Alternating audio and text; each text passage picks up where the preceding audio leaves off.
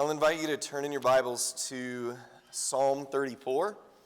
The 34th Psalm will be where we'll begin tonight. And while you're doing that, I just want to say, how great is it to be gathered on a Monday evening singing and praying and worshiping God. It's been a long time, probably for many of us, to be able to do that. It's been a while since very many congregations have been able to have meetings like this, and I just want to say that I appreciate that you all are doing it. That there is great participation in it, and I just like to keep singing with you all. You guys are a great singing church. There are actually a couple things I noticed that I really like about this congregation. The singing, the prayers in this group have been very thoughtful, heartfelt, meaningful, and I just appreciate all the men who've prayed for us. And then the way you all talk is just entertaining to me. I like the way you guys talk. I don't know if it's the accents or the vocabulary. You guys, call biopsies autopsies, and there's something pretty amazing about that. Yesterday, we began talking about some things concerning how first century Christians were motivated and found zeal by looking, I think, in the Old Testament scriptures. They wouldn't just go there and find Jesus, they would go there and find the people of God, the people of Jesus, the descriptions of the church. They really would find themselves there. And I think it was that kind of prophecy and that kind of vision that the prophets had of God's people that motivated them to be zealous and excited about the work they were doing.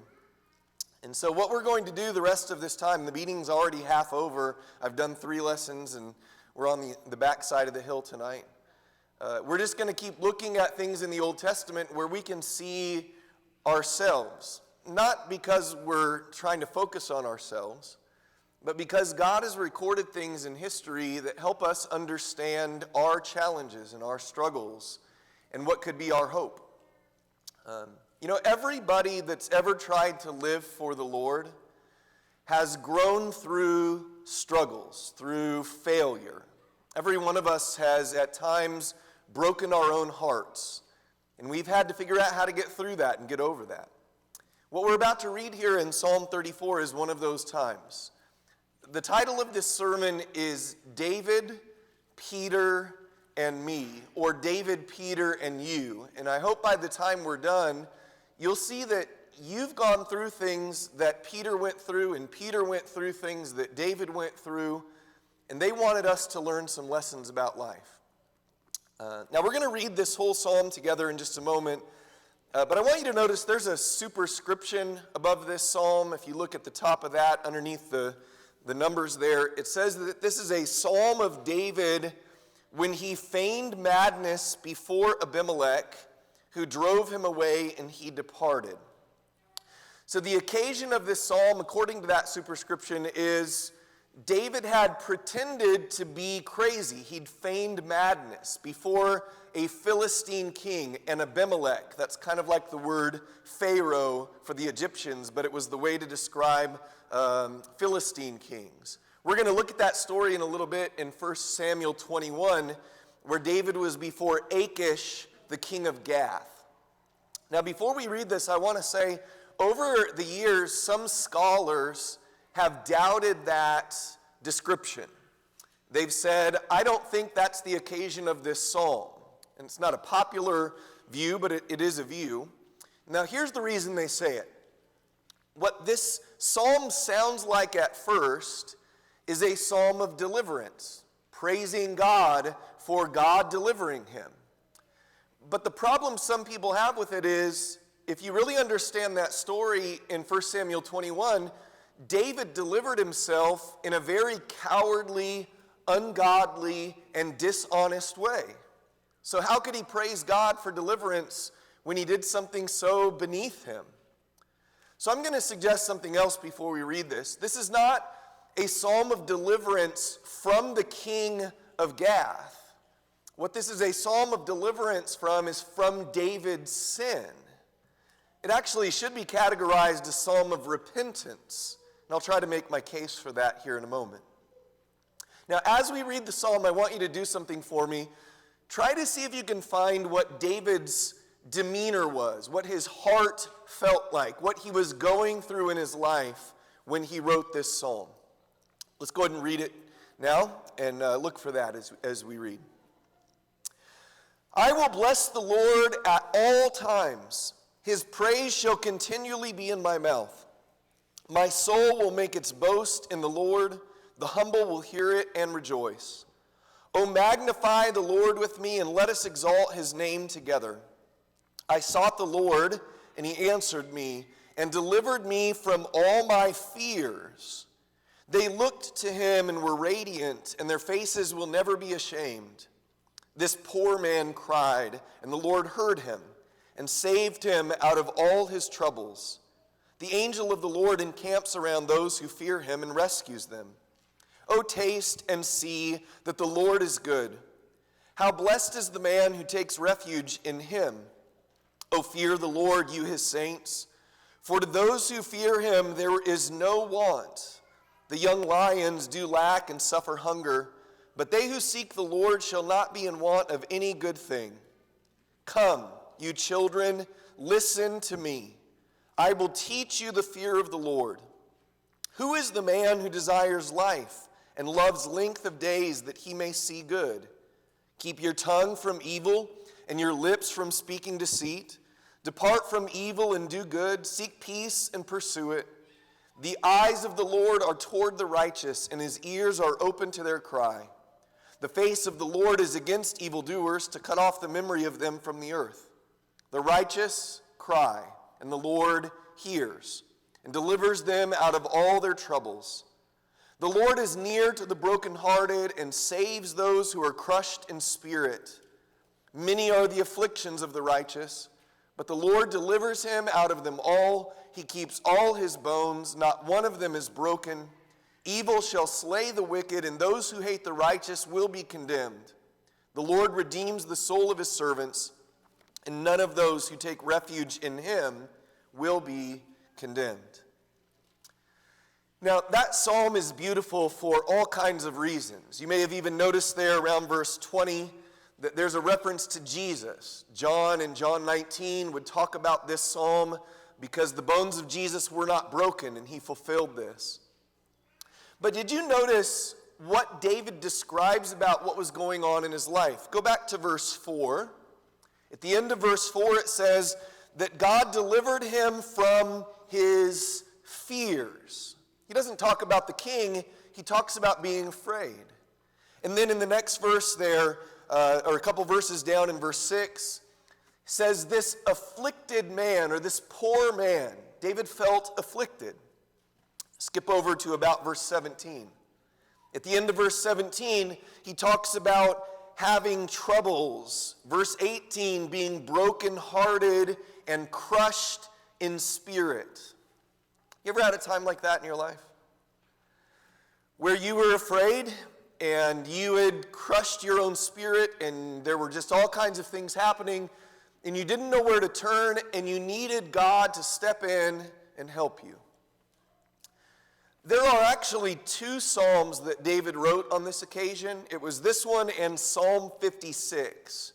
I'm not going to do much with Psalm 56. I'll just reference it a couple of times. But if you'd like to check that out sometime, you even get a deeper sense of David's heartache from that psalm. But let's go ahead and try to make sense of this. Let's go back to 1 Samuel 21 and look at the story of when David pretended to be crazy before the king. 1 Samuel chapter 21. Now, if I was to ask you to think about when David really messed up in his life, what would be the first thing you would think of? David's sin. What's on your mind? Bathsheba? That happens much later in David's life. I'm going to suggest to you that some of David's failures actually begin right here in 1 Samuel 21. This is a tough chapter for David. At the very beginning of the chapter, David is fleeing from Saul, and he goes to the tabernacle, and he begins to lie and be dishonest with the priests there. He tells them that he's on a mission from Saul. He's not at all on a mission. And he begins to ask for assistance and help. This is the story where David eats the consecrated bread. Later on, Jesus would comment on this time in David's life and say that what David did on this occasion was not lawful for him to do. But go ahead and look at the story a little bit. When he's talking to the priest, look down around verse 8. David said to Ahimelech, "Now is there not a spear or a sword on hand? For I brought neither my sword nor my weapons with me because the king's matter was urgent." Then the priest said, "The sword of Goliath the Philistine, whom you killed in the valley of Elah, behold, it is wrapped in a cloth behind you, or behind the ephod. If you would take it for yourself, take it. For there is no other except it here." And David said, "There is none like it, give it to me." Then David arose and fled that day from Saul and went to Achish, king of Gath. Now stop for just a minute. David, again, lies to the priest. He says, the king's matter was urgent. I didn't bring my weapons. You're going to find out in a moment when we tell this story that that's just not true. But the priest says, you know, there's the sword of the giant that you killed. Now keep this in mind. David had already killed Goliath. And the sword was being kept here for whatever reason. And David said, that's a great sword. Give it to me. And he takes it with him, according to verse 10, down to Gath, where Achish is. Do you remember where Goliath was from? Yes, he was a Philistine, but he was Goliath of Gath. David is not in his right mind here. Why would he take the sword of the champion of Gath and take it back to Gath? That's going to be recognized. That's very interesting to me.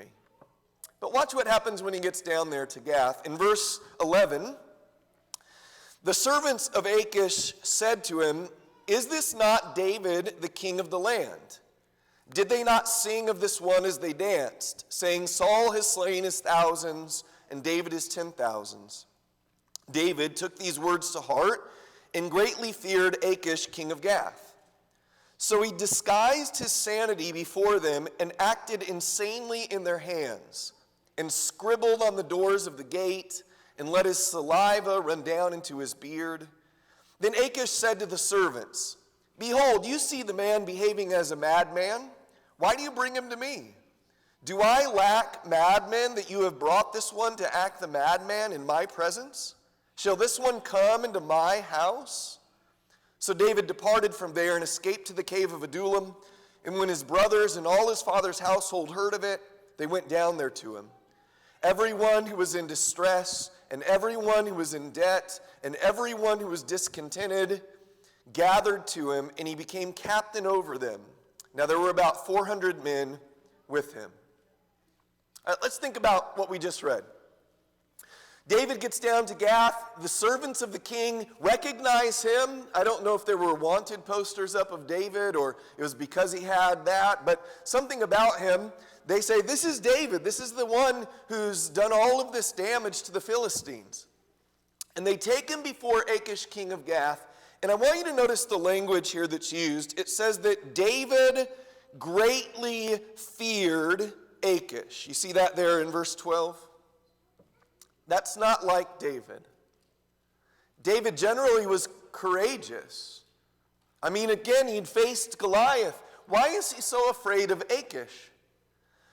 So as he's panicking coming into the room with the king, his best idea is to disguise himself by drooling down his beard, acting like he's insane.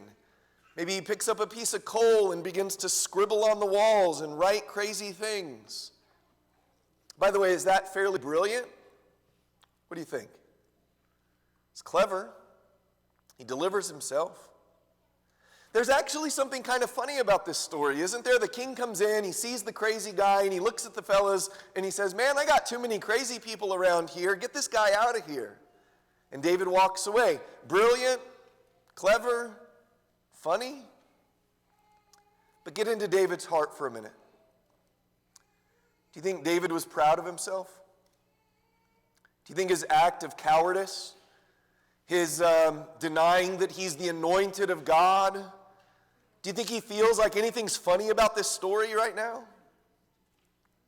So what does chapter 22 tell us? He goes after this event to the cave of Adullam, and it sounds like he's there for a while by himself until his family hears of it and many people begin to gather to him. Have you ever done something in your life where you were disappointed in yourself? Like you acted in a way that you knew you shouldn't have, and then you laid your head down on the pillow at night and your conscience began to bother you. And you thought, why did I do that? I'm going to suggest that may have been when David wrote Psalm 34. Listen to the first words of the psalm again. Listen to it close. I will bless the Lord at all times. His praise will continually be in my mouth. Or in other words, I'm never going to do that again. You're never going to hear me deny God, deny myself, be dishonest. I'm repenting.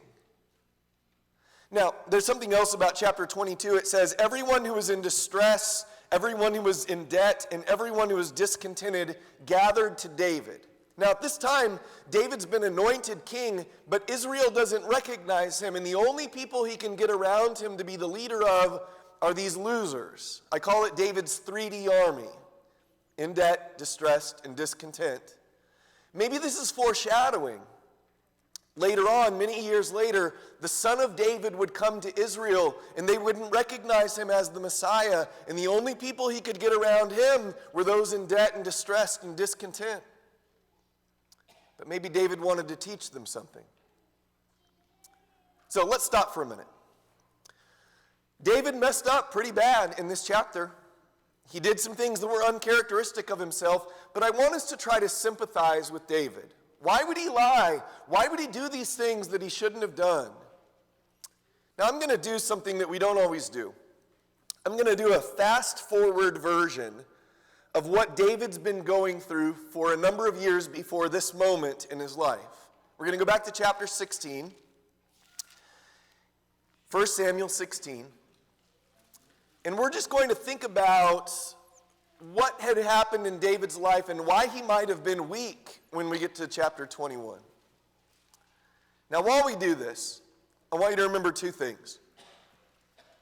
This is his real life. These aren't just stories. This is history. David really lived through this. And then I want you to do another thing for me. I want you to think about a time in your life where everything was changing rapidly. For good or bad. Maybe it was you left home, many college students here, and you were kind of on your own for the first time. You were out from underneath mom and dad's roof. You had independence. You had all kinds of opportunity in front of you. Or maybe it wasn't such freedom. Maybe it was you got bad news and you found out that you were sick or whatever was going on. There were just lots of changes coming at you in your life. And here's my question. Did you always act the way you were supposed to? Did you always handle those stresses well? So, let's think about David now. Chapter 16, verse 12. So he sent and brought him in, and he was ruddy, with beautiful eyes and a handsome appearance. And the Lord said, "Arise, anoint him, for this is he." Then Samuel took the horn of oil and anointed him in the midst of his brothers. And the Spirit of the Lord came mightily upon David from that day forward, and Samuel arose and went to Ramah. Now, what we just read was the day that Samuel went to find the next king of Israel. God was tired of Saul. He was looking for the man after his own heart. Samuel went to the house of Jesse, went through all of the brothers. Jesse didn't even call in David. He wasn't even going to bring him in from the field. In his mind, he wasn't king material. So when God finally tells Samuel he's not here, he asks the father, "Are there any other sons?" "Yeah, there's the boy out in the field." All right, I want to ask you, have you ever had a day like this? One of your brothers calls you in, one of the servants brings you in from outside. You walk in the house, there's an old prophet standing there. He dumps oil on your head, and he says, "You're the next king of Israel." You ever had a day like that? Do you know how old David was? Josephus, the Jewish historian, says he was 10 years old. Josephus exaggerates a lot. Most scholars think that David was 15. Imagine it. You're 15. You've been a shepherd, the lowest son on the totem pole, and all of a sudden you're the king of Israel. This is a strange day. Imagine the stress. Imagine the excitement. But David's got 15 years before he's ever going to get to sit on the throne. Could you imagine being a teenager, being told you were the king, but you have to wait 100% of the years you've already lived to finally get the throne? So look at what else happens in this story. Look at verse 14. 16:14 says, "Now the Spirit of the Lord departed from Saul, and an evil spirit from the Lord terrorized him. Saul's servants then said to him, 'Behold now, an evil spirit from God is terrorizing you. Let our Lord now command your servants who are before you. Let them seek a man who is a skillful player on the harp. And it shall come about when the evil spirit from God is on you, then he shall play the harp with his hand, and you will be well.' So Saul said to his servants, 'Provide for me now a man who can play well, and bring him to me.' Then one of the young men said, 'Behold, I have seen a son of Jesse, the Bethlehemite, who is a skillful musician, a mighty man of valor, a warrior, one prudent in speech, and a handsome man, and the Lord is with him.' So Saul sent messengers to Jesse and said, 'Send me your son David, who is with the flock.' And Jesse took a donkey loaded with bread and a jug of wine and a young goat and sent them to Saul by David his son. Then David came to Saul and attended him. And Saul loved him greatly, and he became his armor bearer." Stop there if you would. David's been anointed king. He's still young. And he gets word one day that his musical abilities could be used back at, the palace. So he goes back to take care of crazy Saul. The Spirit of God is departed. An evil spirit from the Lord is upon him. And we find out in the text that Saul would just go crazy sometimes. And the only thing that could soothe that savage beast was David playing music. But he also becomes his armor bearer. I have a theory.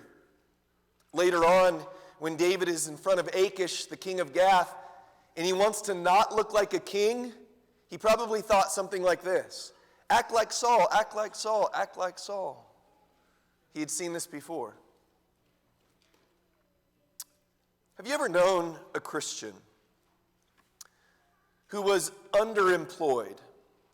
I mean by that, like they got a degree and they were supposed to get a great job, but the only place they could get a job was like maybe in the building filing papers when they were supposed to have like the corner office. You ever seen that?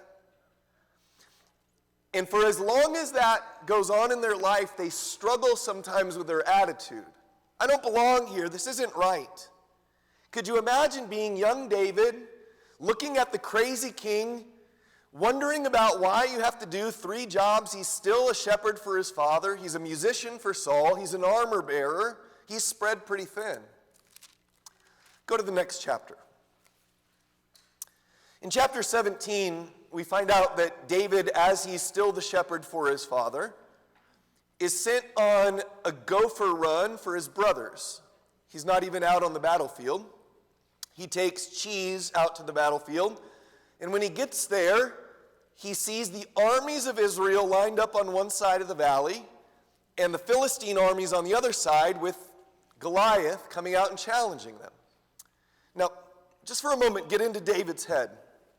Someday, this is going to be your army.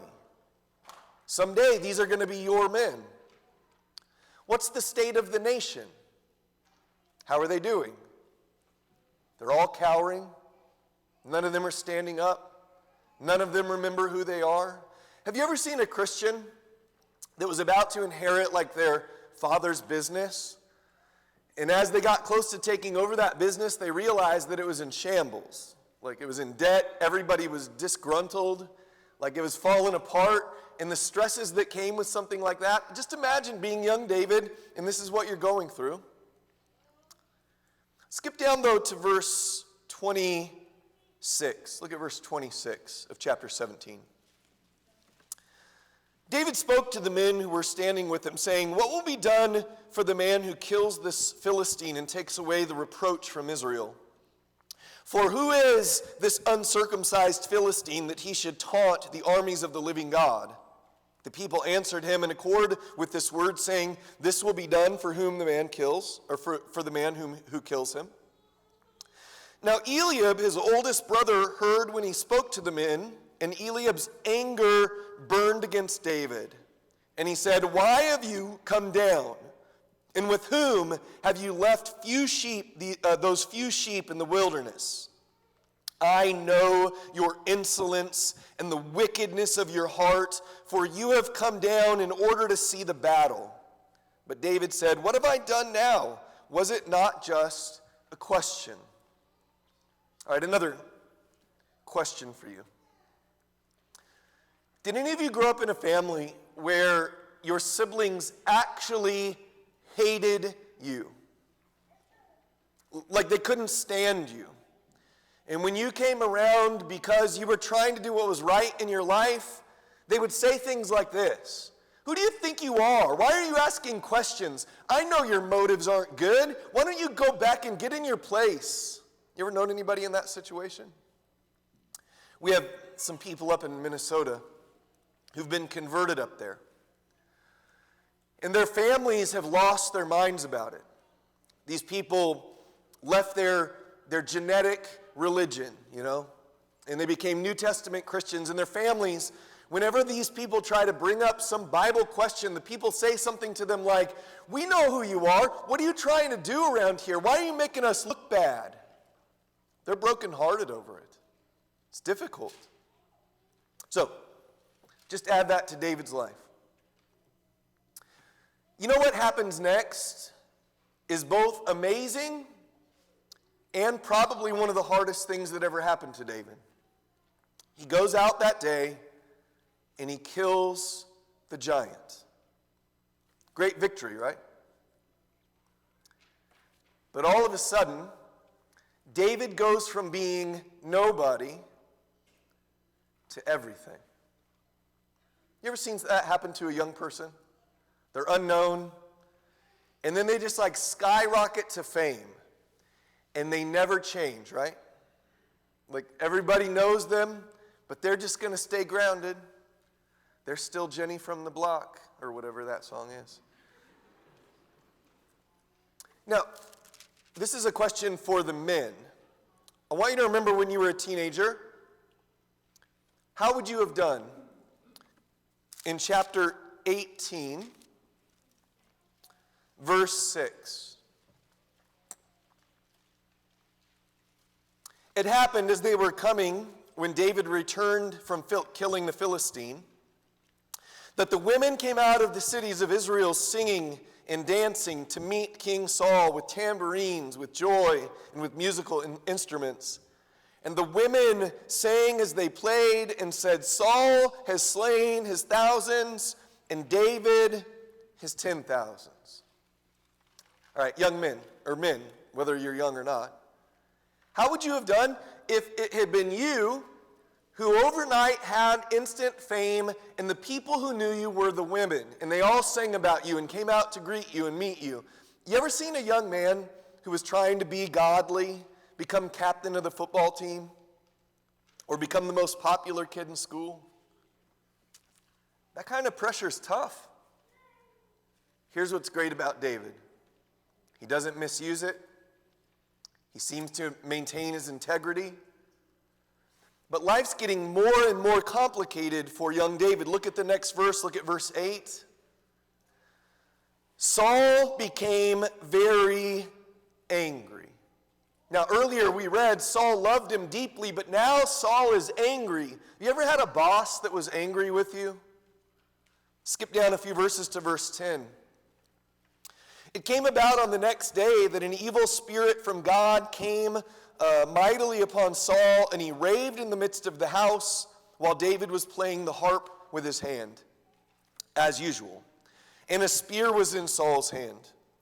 Saul hurled the spear, for he thought, "I will pin David to the wall," but David escaped from his presence twice. All right, I asked you earlier, you ever had a boss that hated you?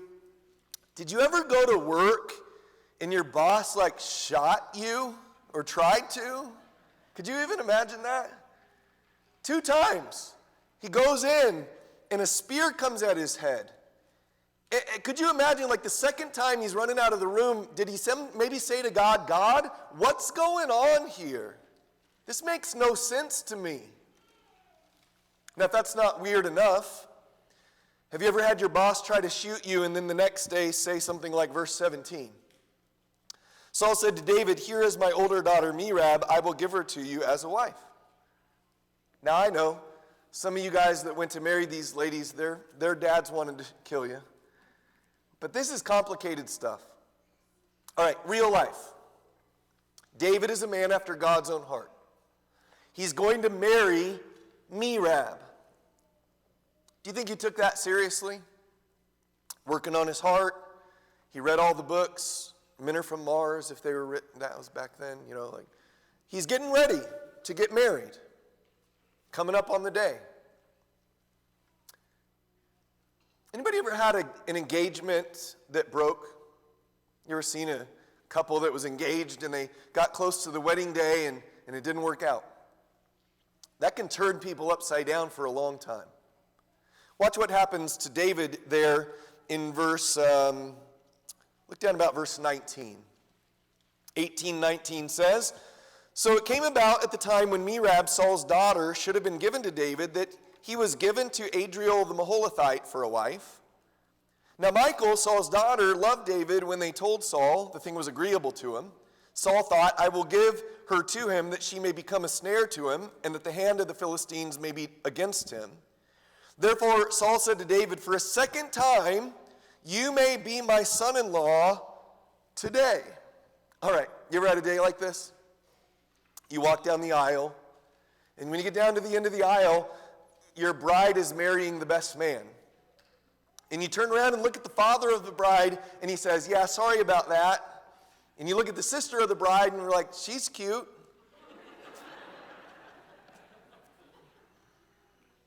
And David's got to go from thinking about Merab to marrying Michal on the same day. If that's not complicated enough, Saul says, I need a dowry from you, and it's 100 Philistine foreskins. Man, I'm glad we didn't live back then.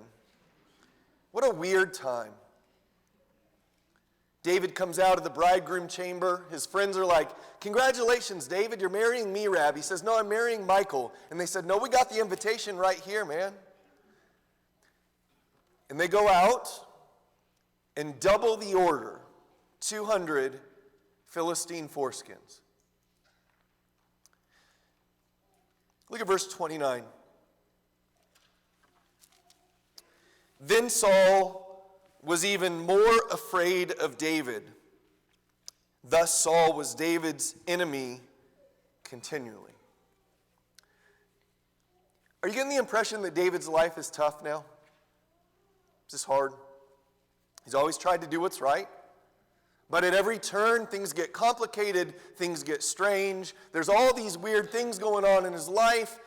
And if I was watching this as a movie, let me tell you what I'd hope. I would hope that he and Michal could just settle down, have a good honeymoon, have a nice life.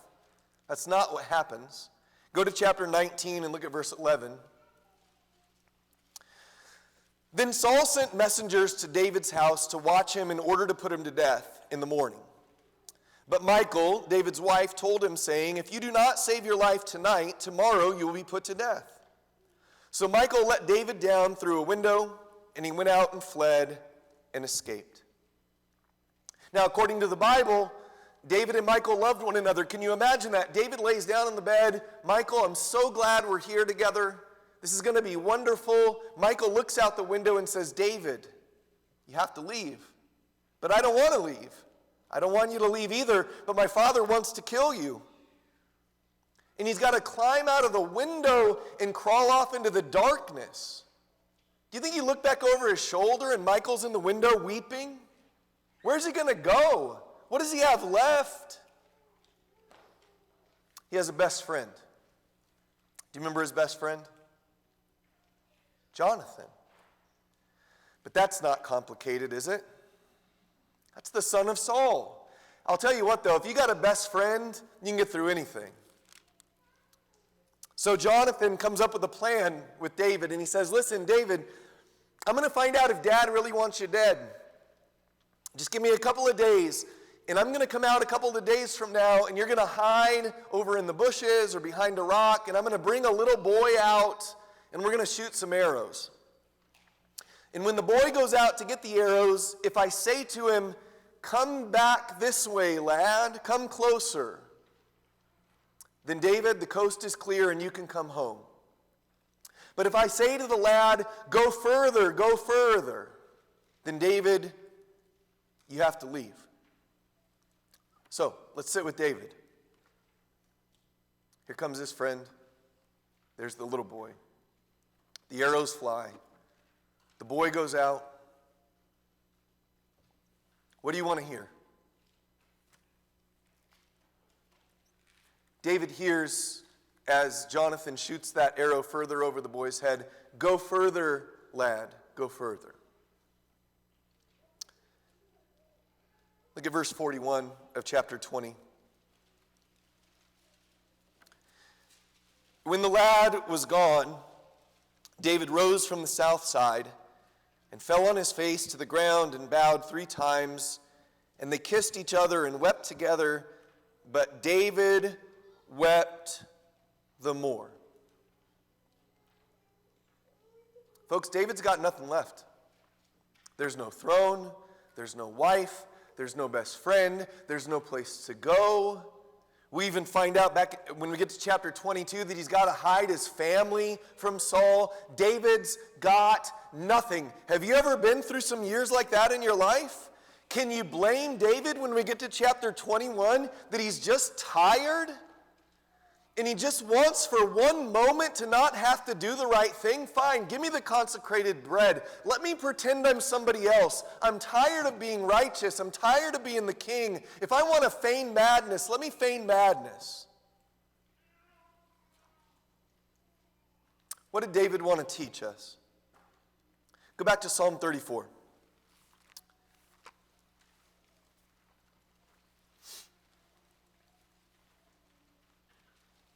I don't think Psalm 34 is just a psalm of repentance and gratitude for God's forgiveness. I think it's also didactic. It's a teaching psalm. Well, what did he want to teach? Look down there around verse 11. Psalm 34:11 says, "Come, you children, listen to me. I will teach you the fear of the Lord." Now, who's David talking to here? He doesn't have actual children yet. We just read that. He just got married. I'm going to suggest that the children that he's talking to were probably those 400 in the cave, those in debt and distressed and discontent, looking to him as the leader, as the patriarch of their new clan. So he says, hey, listen to me. I'll teach you the fear of the Lord, not the fear of Achish, not the fear of man. I'll teach you the fear of the Lord. Now listen to what he says here. Verse 12. Who is the man who desires life and loves length of days that he may see good? Imagine that question ringing out through the cave of Adullam. How many of you want to love life and see good days? How many of you do? I want to. All right, David, tell me what to do. Next verse. Keep your tongue from evil and your lips from speaking deceit. Depart from evil and do good, seek peace and pursue it. Wait, that's it? Just don't tell lies, don't be deceptive? Now, in context, though, what was David deceptive about? What he was deceptive about was the fact that he was the king of Israel, that he belonged to God's people, that he was the anointed of God. David wasn't loving life and seeing good days when he broke his own heart. And so he said to these men, don't do that. Be righteous, be unafraid, and you make sure you remember who you are. All right, I told you this lesson is David, Peter, and me. Do you recognize verses 12 and 13 from the New Testament? You recognize those? Turn to 1 Peter chapter 3. 1 Peter 3.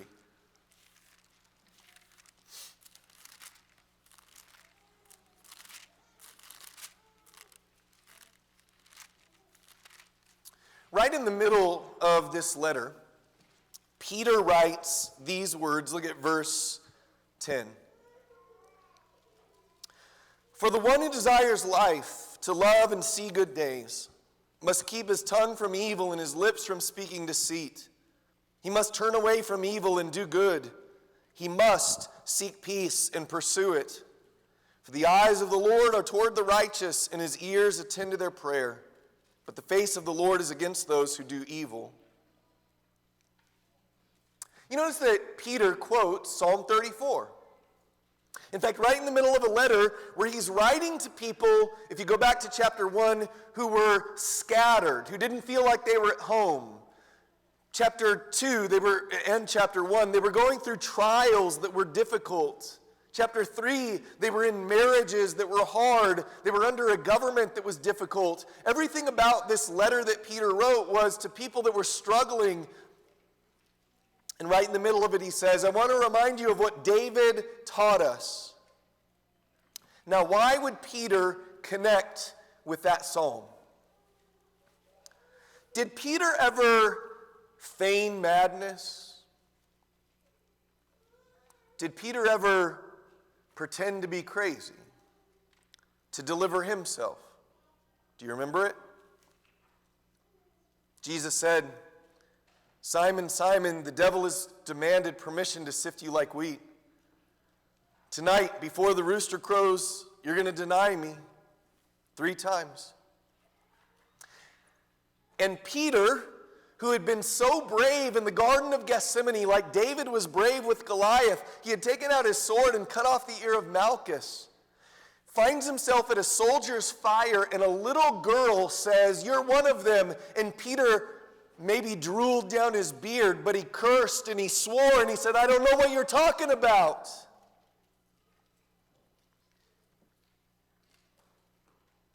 Do you remember when you did that?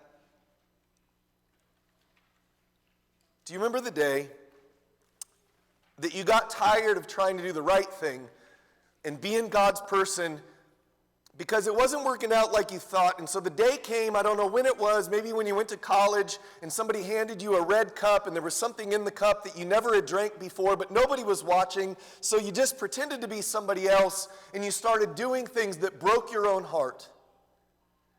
Or to get the sale at work, you'd never been dishonest, but everybody else was moving up the ranks, and so you lied to get the sale, and you laid your head down on the pillow at night, and you thought, what did I do? What David and Peter both taught in these lessons was something like this. I don't care how hard life gets or how it doesn't work out when you're righteous. If you want to love life and see good days, keep your lips from speaking deceit, your tongues from speaking evil. Do good. Turn away from evil. And then he asks this question. Look at verse 13. 1 Peter 3:13. Who is there to harm you if you prove zealous for what is good? Can you answer that? Listen, Christians, this is the question that we're asking these days. Who is there to harm you, church, if you prove zealous for what is good? What if you keep preaching and teaching what God says about marriage and gender and righteousness? Who is there to harm you if you prove zealous for what is good? Answer the question. The government? Maybe. Other people. Let's go whisper it in David's ear in front of Achish, king of Gath. David, who is there to harm you if you prove zealous for what is good? Achish, he could cut off my head. Peter, who is there to harm you if you prove zealous for what is good? Those Romans could put me on a cross next to Jesus. But why does Peter ask the question? Who is there to harm you if you prove zealous for what is good? Do you know what the answer is? No one. The worst they could do is take your life, but you know what they won't take? They won't take your joy of living. What will hurt you worse than any persecution is to break your own heart. So don't give up. David wrote something in that other psalm, Psalm 56, the other psalm I mentioned. Listen to what he wrote in verse 11 of that psalm. In God I have put my trust. I shall not be afraid. What can man do to me? It's a good question. But if we don't prove zealous for what is good, we need to fear the Lord. Because someday, his disappointment in us will be far worse than anything we'll go through in this life. I wish I would have known this story when I was younger. I wish I would have understood the lesson of loving life and seeing good days from David and Peter before I ever broke my own heart. But Christians, we've got to see ourselves in these stories. God will deliver us from all of our brokenheartedness and fear. Trust in the Lord and do good. Thanks for your attention. We're going to sing a song that's meant to encourage you. You know, when David went to the cave of Adullam, and all those in debt and distressed and discontented came to him. Maybe that's how you are in your life. And the Son of David, Jesus Christ, wants you to come to him with your debt or your discontent. Find healing and forgiveness and help. If you've not given him your life, if you've not become a Christian, please think about doing that tonight. Let's go ahead and stand and sing and encourage each other together.